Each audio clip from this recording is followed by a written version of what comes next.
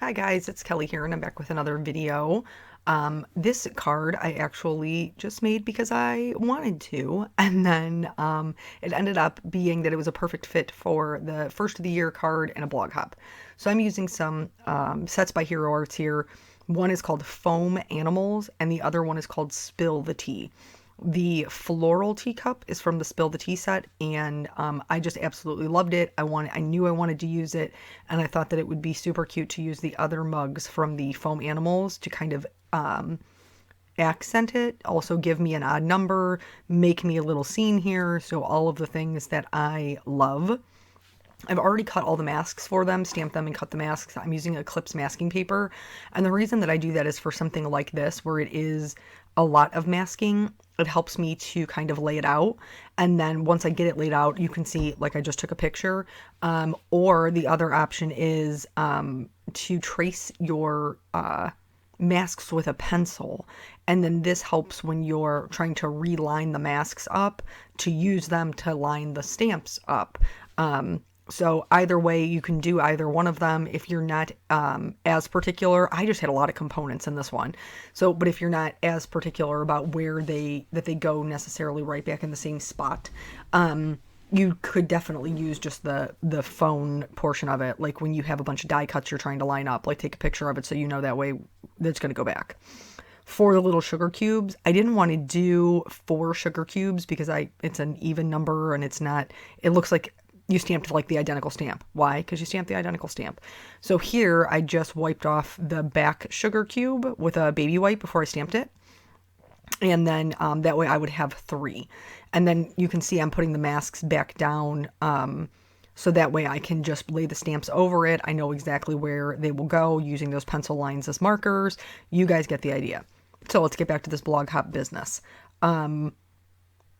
The blog hop is called Seasons Givings, and it is put together by Letitia Yost, and basically it is a way for us as creators to tell you guys thank you. Thank you for your support, for your kindness, for helping us grow, for thinking of us, for watching our content, and I really just love the whole idea. So I am doing a giveaway. It's over on my blog. So if you're watching on YouTube, the link will be below in the description. Please hop over there. And I'm giving away 2 $25 gift cards. And I'm letting you pick the place that you want to go from a list of people that I love. So companies that I do... Like, I know the people and they're hard workers and I want to support them and I want to say thank you to you guys. And so 2 birds, 1 stone, you got the idea. There's a list over there for you to pick from the 2 lucky winners. Also, to enter the challenge, you'll see on the blog when you go over there, I want to know your 1 word heading into the new year for something that you are hopeful for. I would like to know what you're hopeful for in your life. So my word for 2019 is positive. That is my word. There's so much negativity in regular everyday life and just in our society today. So many divides between people, whether it's, Republican or Democrat, black, white, it just the whole deal. It just seems like there's so many divisions and all of this negativity, and I would really just like to be more positive heading into 2019 to kind of spread that vibe out there versus, just being Debbie Downer all the time. You know what I'm saying? It was very interesting to me because this post went live at midnight on New Year's Eve, and I had not yet edited the video because I'm always behind. It's just my life. But looking at some of the words that were left in the comments, positive was one of them, kind was one of them, peace was one of them. And so just like it warms my heart to see so many people who going into the new year want to make a a positive impact or have positive changes in their life. And so hopefully, if there's enough of us who are doing that, you know, we'll actually be making some sort of effective change in our world every day, and then kind of paying that forward as we go through affecting other people's lives. So I've done all of the stamping and the masking. I'm going to go ahead and remove the masks now, which is always my favorite part. You guys know this because it's like the little bit of magic. The reason that I show you, okay, so we're 5 minutes into this, and this is a long one. Like if you haven't paused it and gotten your popcorn, your wine, your coffee, your snack by now, I'm surprised, because I would have. I want a snack, and I'm only, you know, it's my video. But the reason that I show you all of the whole process is because I don't like when I watch a video and there's something missing, and then I don't know how they got from point A to point B. Also, for the masking portion of it, there's so many of you that leave me comments and say that you struggle with one layer cards because you're not sure what order to mask them in. So I always like to leave my process in so you can see how I go about doing it, which will then maybe make it easier for you. I picked some bright blues for like Tiffany blues, for now maybe not that green. Just let's go bright blues for my teacup here, and I just filled the whole thing in with the lightest color, and now I'm going back in and adding the shading. Sometimes it can be challenging to add shading around areas that have a pattern or have something on it, like how these have the florals in the middle. Just do the best you can. Don't worry so much about the flicking. If you're using colors that are relatively close together, like for me, I'm using a B00, 02, 04, 06. They're a family. So they blend really nicely with each other. I could see how it would be a bit more challenging though if you were using something that was a little bit further away from each other, where you kind of have to go over it a couple of times. But if you keep to I hate using the copic families because sometimes you won't get enough contrast. This isn't one of the ones that's like that, but there are a couple of like copic sets that they would, you know, put together, a little family that they put together, that it's just not enough contrast to get any real dimension. This one is. So, but don't stress too much about the flicking. There's some areas where I'm not flicking, like here on the right-hand side of the mug, around that leaf. I'm not doing any flicking. I'm just kind of putting one little line to outline it. You guys watched my videos before. You know we go lightest to darkest, darkest to lightest. That's how I'll be doing the whole thing. I left in as much of the coloring as I possibly could, which is why this thing is so long. But for like the two mugs in the back, I colored them, like I colored the gold part of it on this mug, and then I just didn't show you the other ones because it's basically the same thing. Or there are some parts where I was just filling in color, like with the countertop. I just filled in the whole thing, and so I kind of fast forwarded through that a little bit, just because I'm trying not to, I know your time is valuable. Obviously, I feel like my time is valuable as well. I love spending it with you guys. So making longer videos doesn't really bother me. But I know that you're, you know, trying to get things done. And I know there's some people who look at, they look at the length of a video and they're like, nah, I ain't gonna watch it. Which kind of breaks my heart, honestly, because there's so many things that you could be learning. And if it's boring, or if the content isn't, you know, if you don't feel like you're learning anything or it's not engaging, then I could understand not watching it. But just looking at the length of it and being like, nope, I don't really understand, because I will pause a video and come back to it. That's just me. Because we all got things going on. Whoo, buddy, don't we? So first things first, the Seasons Givings blog hop is about saying thank you. And 2018 was a very different year for me. And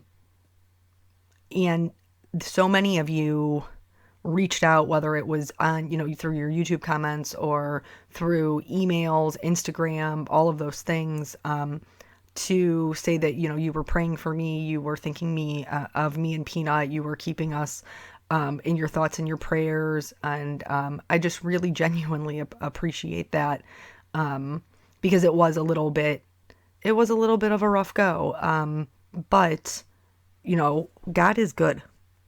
I know. Did you say all the time? Did you finish that thought? God is good all the time. Anyway, um, he really is. I am very, very blessed. There's a lot of people who go through situations that are way worse than mine. There's a lot of people who do it with no family support, and I have an amazing family. So I am still very, very, very blessed. And one of the reasons that I am is because of you guys. Because I do feel like, we're friends that we share with each other, that we, get to know each other through me telling stories, you guys telling stories in the comments. And I really, really love that. So thank you for the positivity and the kindness and the support that you guys bring into my life. I am super grateful. And yeah, so I love that that she came up with this idea to do this blog post so that we could all say thank you. Also, side note, it's a whole blog post of giveaways, guys. So like if you head over to my blog, like please go, but the whole list is on there. Go back to the beginning and increase your chances of winning something because everybody likes to win things. That's super fun. So what else? I worked New Year's Eve. You guys already knew that. It wasn't terrible. I did get home in time to see the ball drop. So that was good. Peanut was so excited. He was with his dad for New Year's Eve, and he was so excited he made it up until midnight. He was like, I stayed up until today. I'm like, yeah, you did, buddy. Good for you. But also meant that he was super sleepy today. So the other morning, what morning was that? I don't remember. It was a couple of days ago. So you guys all know I have Molly. Molly is a Boxer Mastiff mix. She is wonderful. She is such a good dog. She was a a stray, I guess, that came into the police department where I work and then ended up coming home with me. She was about 4 months old when I got her. She has been an amazing, amazing dog. She's so good with Peanut, always has been. And I mean, any of you who had pets when you had younger children know that they can be quite, they're pretty much terrors. Like Nathan would pull her hair, would, use her to pick, pull himself up, would try to ride her like a pony. All of those things she was just amazing with. The one thing that Molly does, she doesn't like have accidents in the house. She doesn't chew things. She doesn't chew my shoes, any of those things. The one thing that Molly does is if she has not gotten enough attention that day. And some days it's a struggle, let me tell you, because she's very needy sometimes. She will get into the garbage in the bathroom and basically just like shred any of the tissues that are in there or anything like that. And then it's all over the bathroom. So the other morning I worked day shift. And when I work day shift, I get up at about 5:30-ish. So I woke up at 5:30, walked out of the bedroom into the bathroom, and there was just like shredded tissue, toilet paper, just all over my bathroom floor. Just all over, everywhere. And I was like, perfect. This is exactly what I want to do first thing in the morning. But do you ever find yourself like, and I'm not saying that men aren't good multitaskers, but most men, statistically, this isn't like something, I'm not being sexist. Statistically, men are monotaskers, so they like to do one thing at a time, where women are multitaskers, we handle multiple things at a time. So I start cleaning up this mess, basically, is what ends up happening, obviously, because I can't just leave it. And so I'm cleaning up the mess in the bathroom, I'm sweeping the floor, and then put the garbage, or put the, all the stuff back into the garbage can. Then I decide I'm going to change the garbage in the bathroom.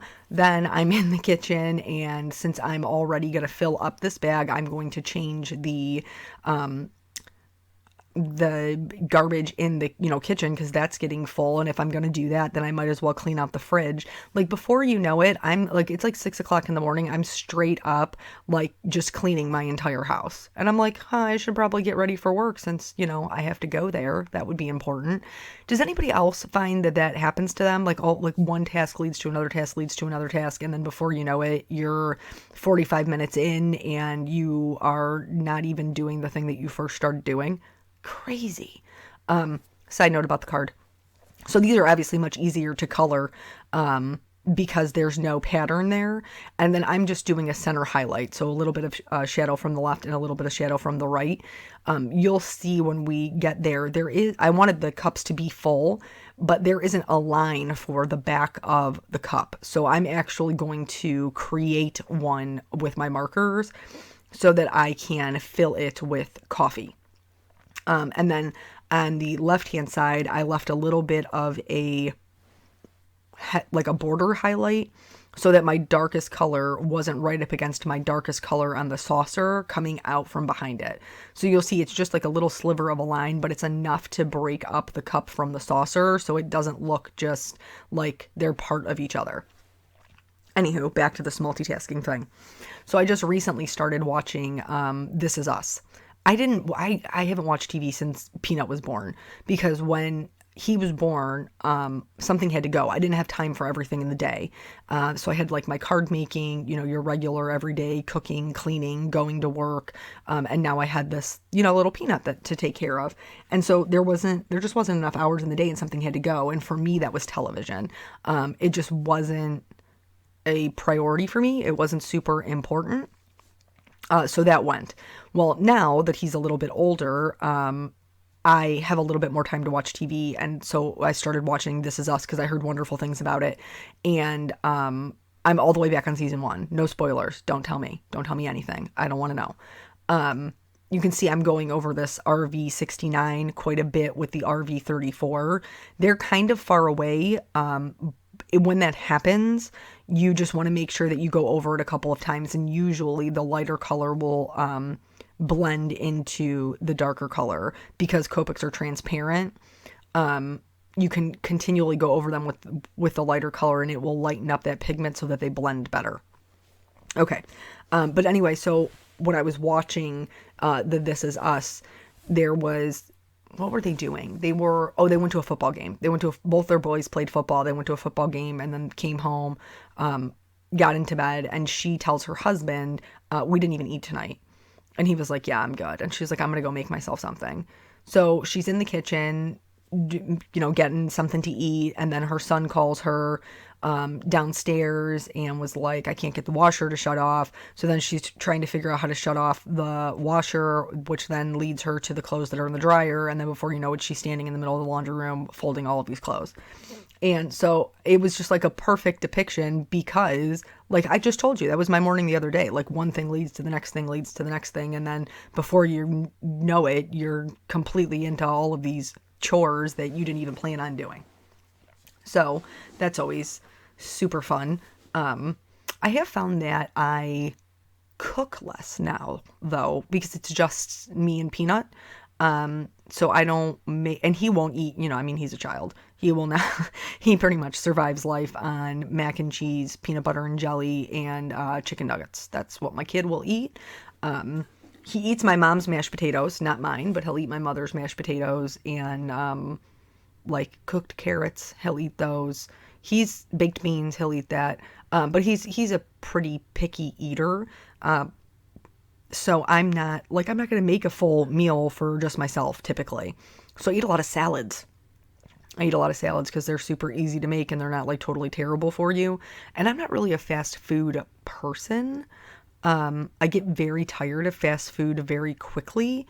And for a long time, I wouldn't eat at McDonald's. I worked at McDonald's when I was 15. It was one of my very first job was a haunted house when I was 14.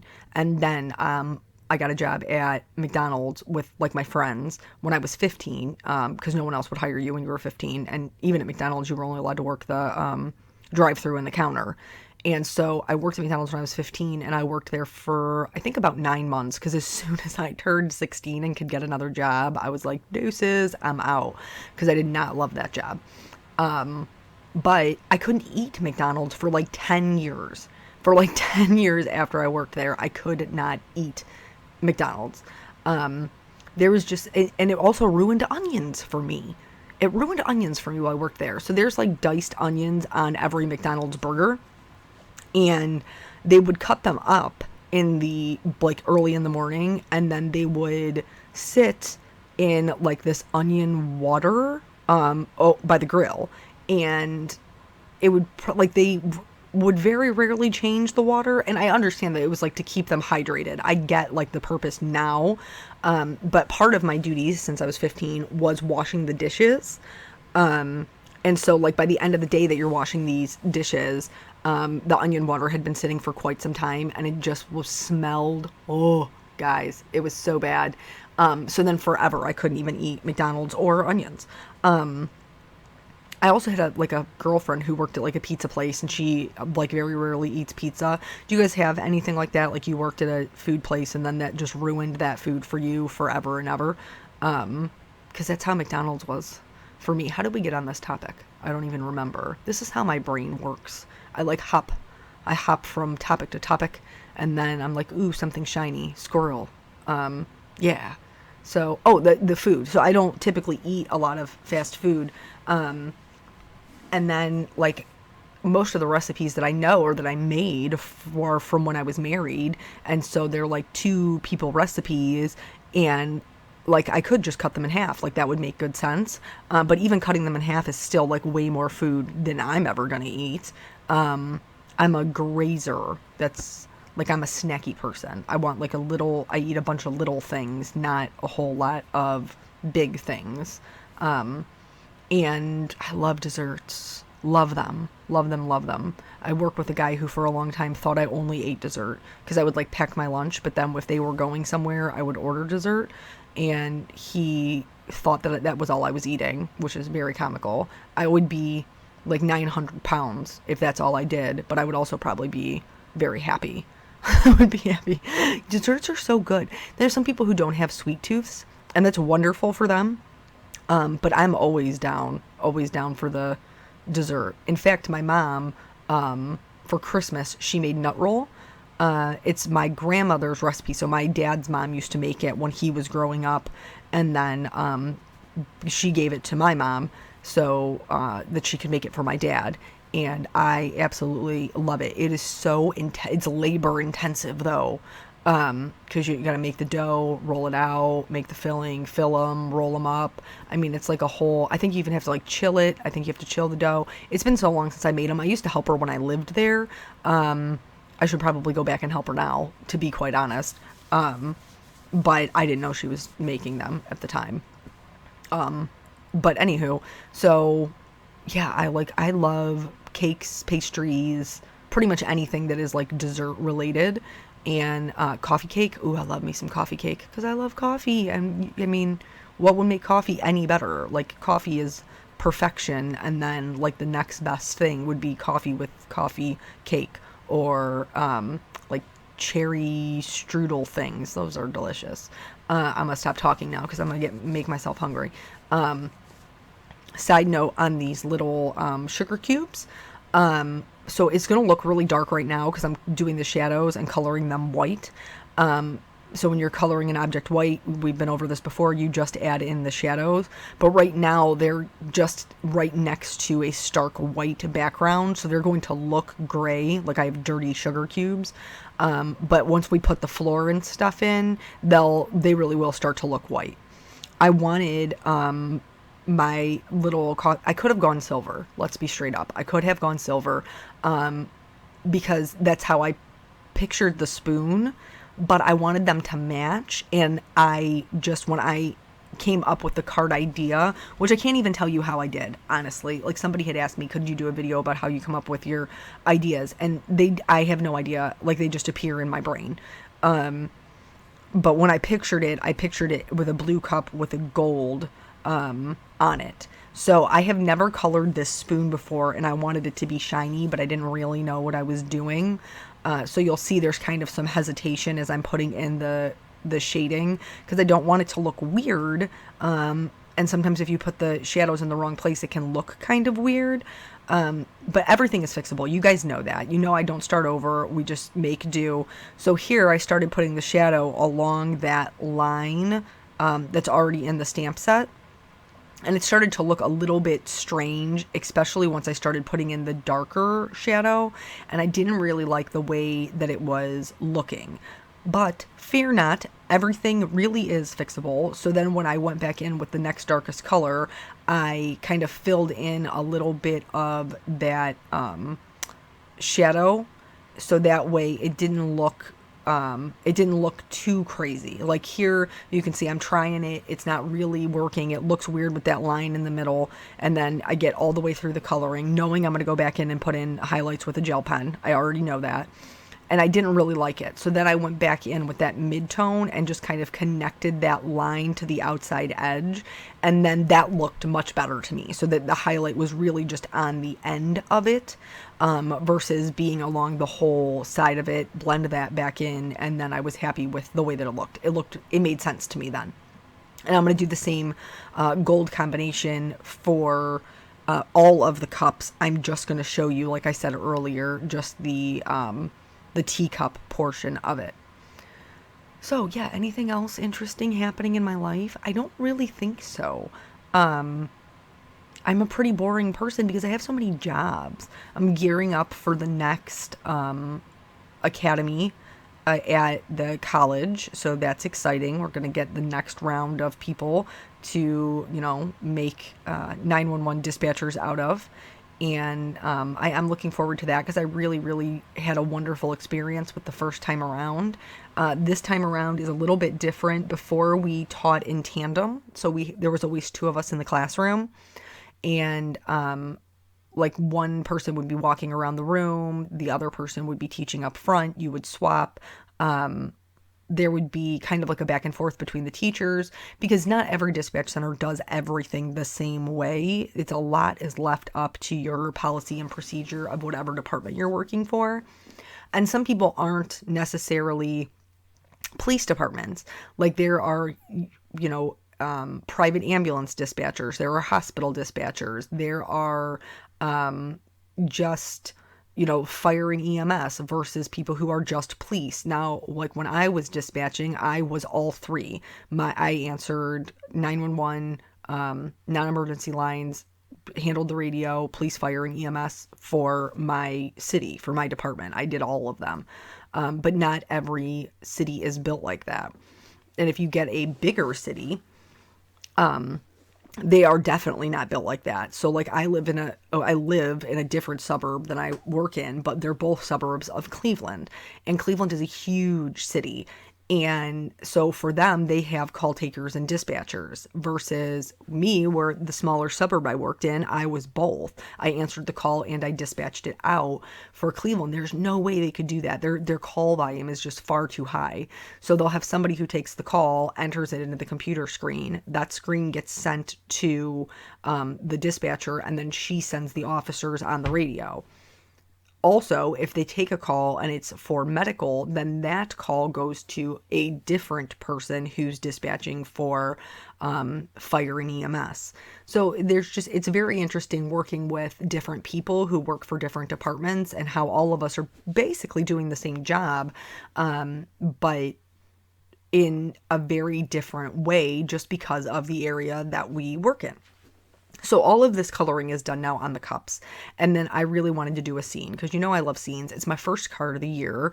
Happy New Year, by the way. I don't even think I said that. I am rude. So I really wanted it to be a scene. I wanted all the things that I loved. That's pretty much what I wanted for my first card of the year. I wanted a scene card. I wanted it using mugs. I love mugs. If it wasn't going to be mugs, it was going to be flowers. And I want it to be one layer with copic coloring, like just all of the things that I really, really enjoy. So I filled in the whole countertop with an E42, because these guys needed to have a home to sit on. And then from there, I went in with a E44 and started doing like wooden slats. I'm not going to show you the entire wood grain scene here, because it is very, I shouldn't say it's a very time. I don't feel like it's enormously time consuming, but it's a lot to show on camera. I do have another video where I show you the whole process of doing wood grain. If you would like to learn that specifically, that one is there for your viewing pleasure. But for this one, I'm just going to take this E44 and I'm going to do the same thing. I'm going to fill in the little slats with some squiggly lines, some circles, you know, like the little knots that they have. And then I'm going to go in and draw a shadow because all of these items are sitting on top of this countertop. They're definitely going to have some sort of shadow. It's also going to ground them in the scene. For the spoon, you'll notice that the middle portion has a shadow, but it doesn't connect to it. Because if the spoon was laying up against the cup, which is how I wanted it to look, it would be raised up above. So that area where it's not touching the countertop still casts a shadow. It just doesn't touch itself. So that's why you see it so far apart. And it also helps to add to that dimension. Shadows are a great, great way to give yourself some dimension in scenes. So from the E57 to the 44 to the 42 to get everything blended out. And I didn't go back in and do any more with the wood grain. I just kept it the E42 and the E44 so that the countertop would be nice and light. Then we're gonna get into the background. The background did not go as I had hoped. I wanted it to look like beadboard. Okay, but I wanted it to be have kind of like a bluish cast to it because I just feel like blue's my boyfriend, you guys know that, and I feel like blue is kind of a neutral.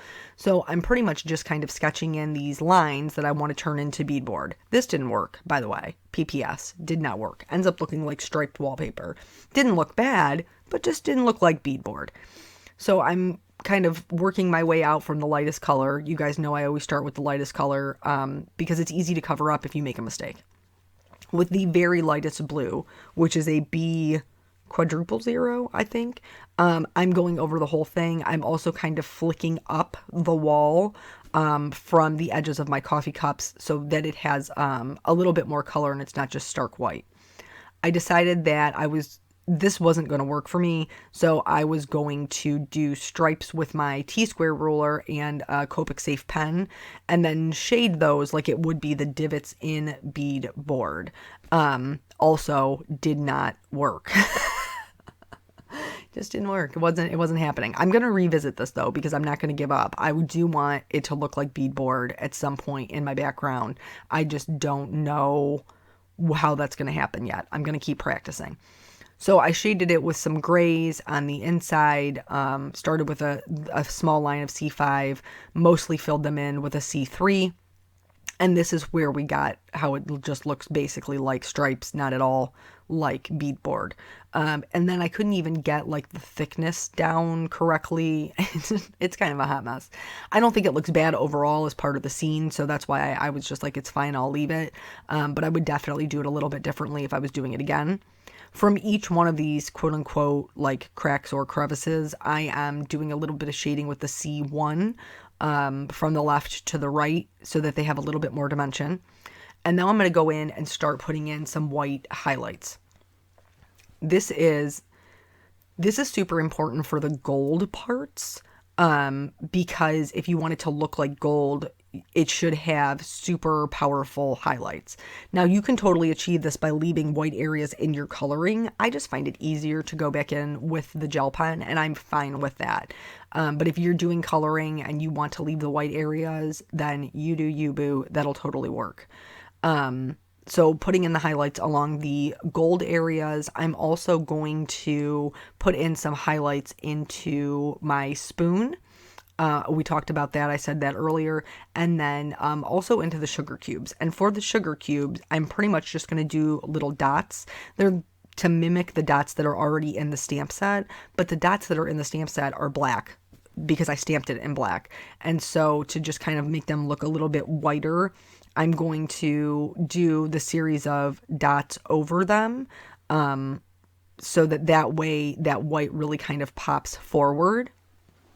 Another thing that you guys know I love about white gel pens is the fact that you can put different patterns and stuff on them so that the mugs wouldn't just be plain. I decided to use my white gel pen to do patterns. So the one on the left ended up being polka dot, and the one on the right, I started with one pattern and I did not like it. That's what happened. I started coloring it, and then I was not happy with the way that it looked. So I decided to see if I could cover it up. So here I am. I've drawn this pattern. I don't love it. And so I do this at your own risk, by the way, because I have heard people say that coloring over gel pen can clog your copic nibs. I personally have never had a problem, and I shade mine all the time like this. But that's something, this is your investment, so you need to make decisions for you.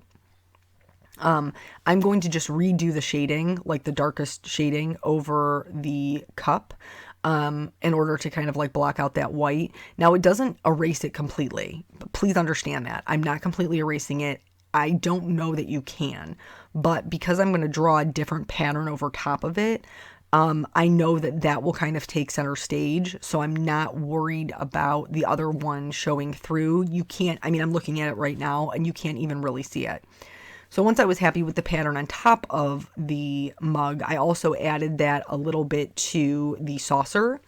And then this is me adding back in the shading so that it makes a little bit more sense, and it doesn't have the same bright white highlights, even where it's shadowed. So I did that, did the green one the same way, so that you can still see the white, but it's not just in your face about it. You know, I outline everything. Nothing's changed. Even when a card takes me 2 hours, I'm still going to go back in and outline it because I think it looks nicer. And like I said in the beginning, I was making it just because I wanted to make it. I'm going to do some shimmer here on the gold areas. And then that's pretty much the whole card. I stamped the sentiment, which is from the Spill the Tea. And then there is just a little snippet at the end of Peanut because he colored a similar card to mine. So I'm going to leave you guys with that. Thank you so much for joining me. Please head over to the blog for your chance to win. And I will catch you on the next video. Bye. Do you want to tell him? No. Yeah, show it. Well, they're not going to be able to see it like that, silly goose. What's on there? What is it? Coffee mugs. Coffee mugs? Or teacups? Does Mommy's teacup look like that? Yes. Yeah. Can you tell me what colors you picked? Pink. Pink? How come? Because this one's pink. Because that one was pink? And no, green and yellow. Because there's yellow on the out. Mm-hmm. Well, it's actually just a really light green, but you got the idea. I think you did a really good job. And they did this. You did what?